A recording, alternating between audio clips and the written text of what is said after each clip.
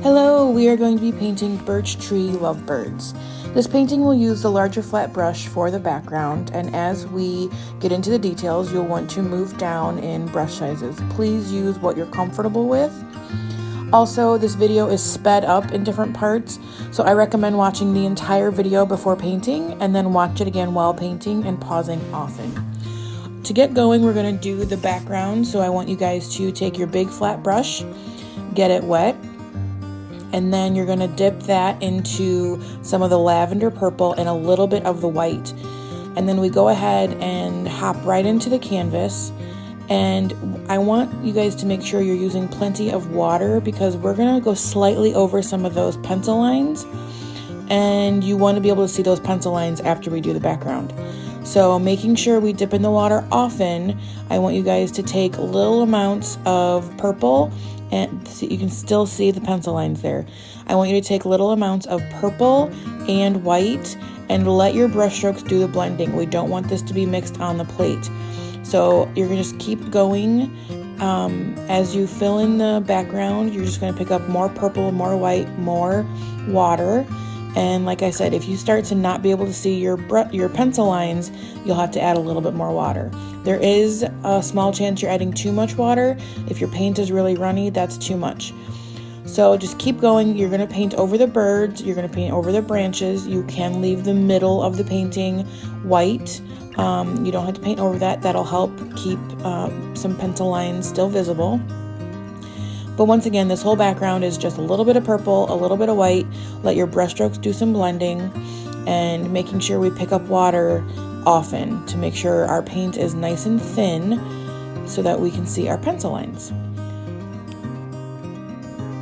As I go along here, there's some areas that I want to look a little more streaky. So I'm taking a little bit of purple, a little bit of that lavender without any white, and I'm doing some streaks, real fine streaks throughout the background. I might blend these later, I might not. It all depends on what this background ends up looking like before I move on to painting the tree.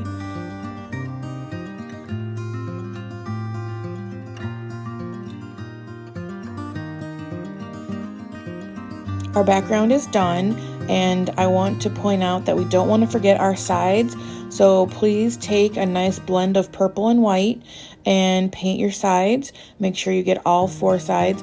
And if your brush strokes come up over the edge, you're going to want to blend those back in like I'm doing right now.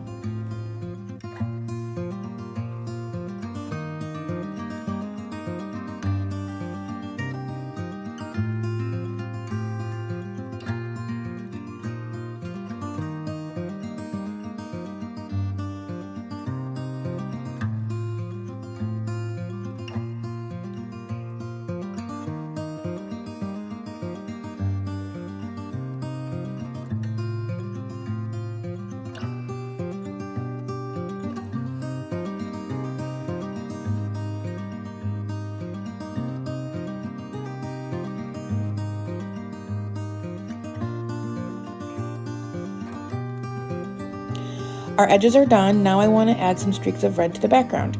So I grabbed some red and I turned out having too much water. So I got some of the water out of my brush, went back into the red, just a little bit, and I did some red streaks. Fine red streaks. They look a little random, but it'll come together in the end. I've decided the background needed a little more streaks, so now I'm adding a little bit of watered down white and I'm blending out some of my streaks.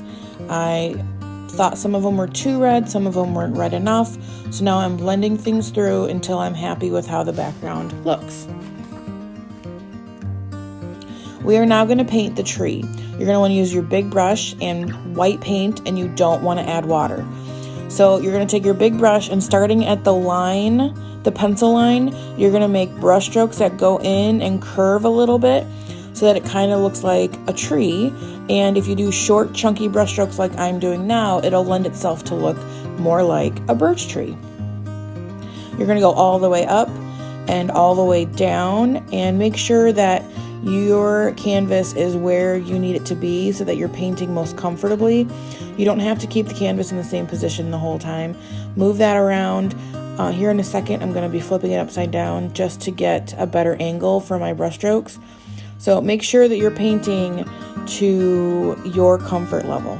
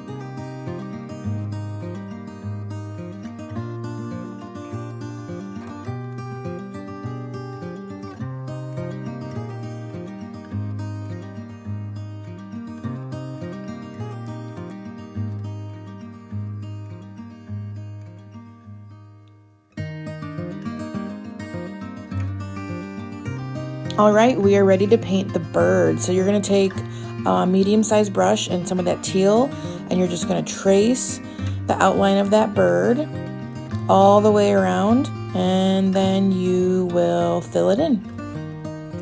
You're gonna do this for both birds, and then after you trace them, fill them in, we'll move on to the beaks, which are light blue.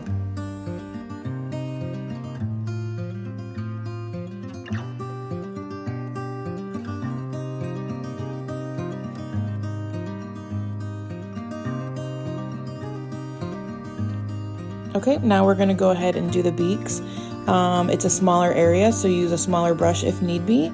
And very, very simple, just fill them in with the light blue. Now, after our beaks, we are gonna go ahead and paint our heart. The heart is going to be that crimson red that you have, and you can use the same size brush or move down. You're gonna trace the heart and then fill it in. Now this red is a little bit transparent, which means it's not very thick, it's kind of see-through. So after you've done one layer, you may need to go back in and do another layer.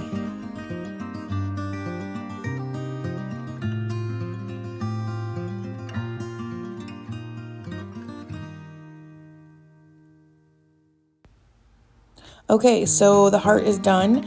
I'm going to make sure my brushes are clean before moving on, and then I'm doing another layer of white.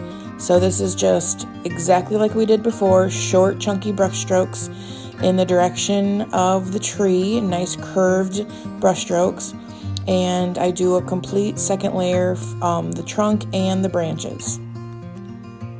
This gives us time to dry the birds, which we will be painting the wings in a minute. So it's always good to strategize your painting, so when one area needs to be drying, you can be working on another area.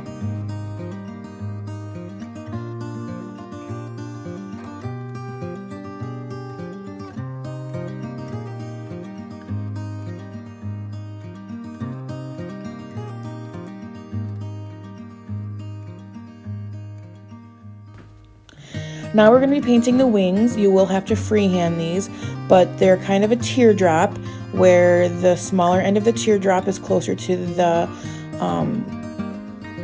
butt of the bird. Go ahead and use the dark purple. Don't make a mistake and use black. That's happened before. And just freehand those teardrops and fill them in. You will do this for both of the birds, and then once you're done with the wings, clean your brush out, grab a teeny tiny little bit of black, and make a little dot for the eyes.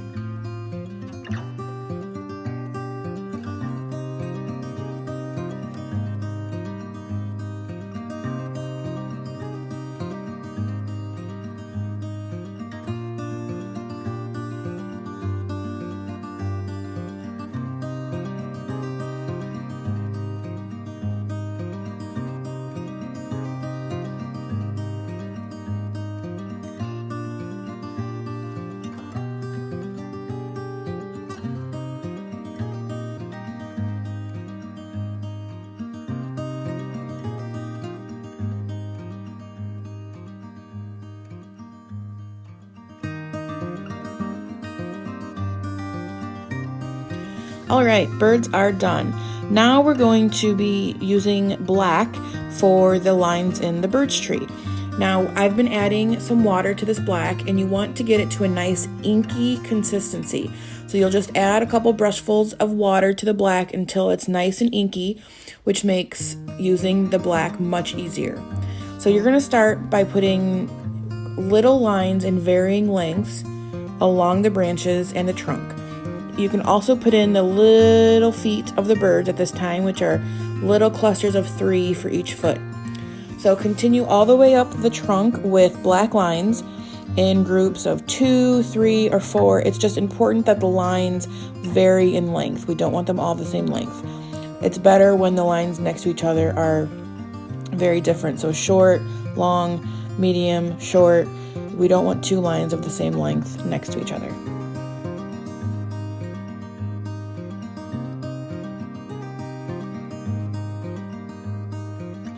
So I'm about to do a knot in the tree here. Unfortunately, my hand covers up what I'm doing.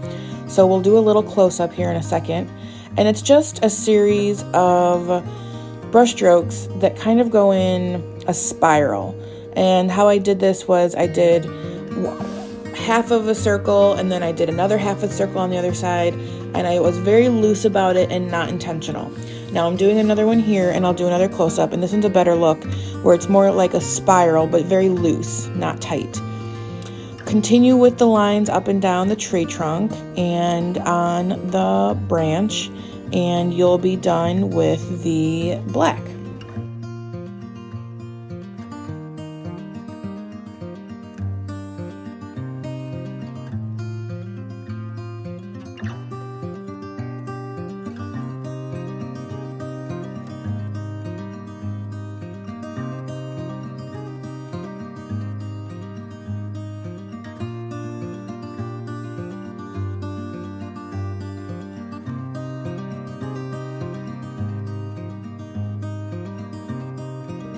Once again, my hand's in the way, but I'm doing the heart. So it's a heart, and then I just did another heart around that one and another heart around that one. So it kind of looks like a knot, but it's in the shape of a heart. There's a close-up for you. This one, I believe the messier the better. It'll look more authentic, like you actually found it in nature.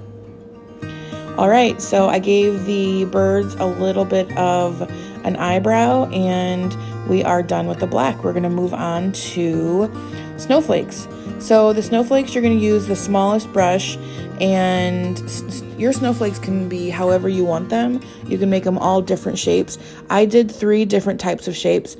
This one is a plus sign and an X with little dots on the end. And then I did another one that was just a plus sign and an X that weren't as long. And then once I get to the blue portion, I did a plus sign and an X, and then I took a little bit of a circular pattern in the middle, and then I did dots on the end. But like I said, if you want to do some simple snowflakes, you can go ahead and Google it or go to Pinterest and find some simple snowflakes and do them on your own. Here I'm mixing a little bit of white with blue to get the right shade of blue for my snowflakes. I recommend you guys do that as well. But now I'm going to go in with my layer of blue snowflakes, and here is that other one that I was talking about, which is an X and a plus sign. And then I did sort of a circular pattern in the center of all those and dots on the ends.